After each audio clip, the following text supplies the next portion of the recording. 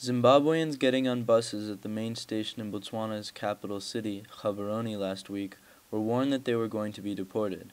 An estimated 300,000 Zimbabwean refugees have fled over the border into Botswana since the crisis in Zimbabwe got worse in recent years.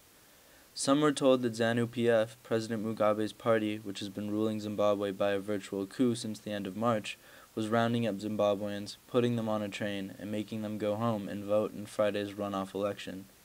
Others were told the police were going to put hundreds of refugees on the train to deport them. As it turns out, the rumors were not true. Instead, the message had gotten mixed up. Nearly 200 Zimbabweans decided to go home on Wednesday, June 18th, to vote against President Mugabe in Friday's election. Because we want to change the situation back home. We don't like, we don't like living like dogs. We don't like living like street kids. Like, hey, we are Zimbabweans. We got a country. And then we must be proud of our country, you know what I'm saying? One of the 200 Zimbabweans waiting to board the train last Wednesday was a student. He had only come to Botswana the week before. I cannot afford paying the fees. I cannot afford getting transport to school. I cannot afford books. A local Zimbabwean who's working there cannot afford. The economic crisis in Zimbabwe is also spiraling out of control. The government claims inflation is a mere 165,000%. While independent estimates peg it closer to 4 million%. No one can afford to buy food. People joke that rather than buying toilet paper, it is cheaper to simply use the currency itself. Botswana, the Botswana Center for Human Rights, purchased 500 tickets on Wednesday's train.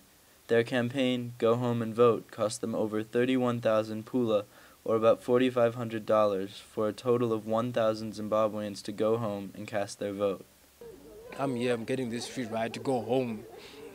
So that maybe the few of us who are willing to go back, we can go back with a punch. We can go back, with that zeal that okay, enough is enough. You know what I'm saying? You are kindly requested not to board the train because we are still going to add more coaches, but you will be informed in due course. The passengers on the platform were nervous about speaking on radio. Mugabe's party has been launching violent attacks on the opposition, and even outside of Zimbabwe, refugees face deportation and threats from Mugabe's party. Sometimes we're embarrassed, even ashamed to call yourself a Zimbabwean, Millions of Zimbabweans have fled for work across the border in South Africa and Botswana. Most Zimbabweans in Botswana, a country of only 2 million people, have come here illegally to find jobs cleaning people's homes, washing clothes, building structures, and anything that people need cheap labor for. Yeah, there's no proper work that we do.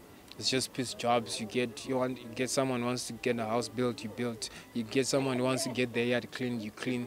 You get someone who wants something to be done, you do it, The police regularly deport these laborers. The police here in Botswana, they get inside the police force to catch Zimbabweans.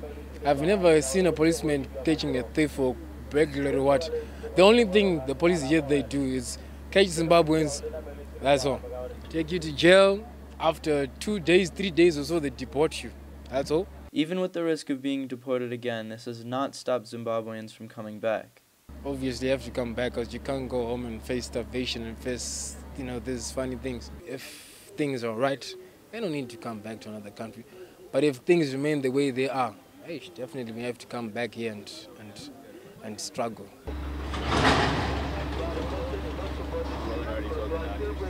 At the Gaborone station on Wednesday night, nothing seemed out of the ordinary. The large central room was full of Botswana waiting to board the night train to Francistown. A price list on the wall put an economy seat at 28 pula, or about $4. But because of the potential discrimination and political targeting, the ticket saleswoman wouldn't admit that there were Zimbabweans on the train. But behind a fence and a policeman, hidden between storage buildings, were those 200 Zimbabweans. They huddled together in the winter night, waiting to board the train. The turnout was not as large as Botswana had hoped, but local Zimbabweans can hardly be blamed for not showing up. People are afraid of they're afraid of ZANU-PF. They think that once they're in this train, they don't know what to expect when they're dropped off, at home. Maybe they're gonna be ZANU-PF youths or mobs, waiting for them by the bus ranks or somewhere just to hit them or kill them. People are afraid. That's why there are not many people here. Are you afraid? Well, yeah, really scared. But Gotta do it. At about the time that liberators reached Zimbabwe last Sunday, the Movement for Democratic Change announced Morgan Tsvangirai was withdrawing from the race. It wouldn't be free and fair, and he couldn't ask his supporters to risk their lives. ZANU-PF has arrested him a number of times, killed over 85 of his supporters, and maimed thousands. And for what? As Mugabe said last Friday, only God, who appointed me, will remove me. Not the MDC, not the British, win or war. They never counted the votes correctly. They don't. Tsvangirai went a long time ago. Tsvangirai, who has been living in the Dutch embassy for days now, has been telling his supporters not to protest when the army forces them to vote for Mugabe in Friday's election. ZANU-PF has been telling everyone that their votes will be tracked by ballot serial numbers and they will be killed if they vote against Mugabe, even though no one else's name is on the ballot. I say, Zimbabwe, don't be afraid. History's been made. MDC is here with the bang. Vote for the best and forget about the rest. Peace, y'all. No, but yeah, I was thinking to come back. When Zimbabwe is not okay, I'm going to come back. But if it's okay, I'm not going to come back. It looks like Botswana can expect to see some of the faces leaving on the train to reappear. But like the true winner of the election, whether or not Zimbabwe will be okay is certainly not going to come out of Friday's runoff election. This is Aaron Cohn reporting from Gaborone, Botswana.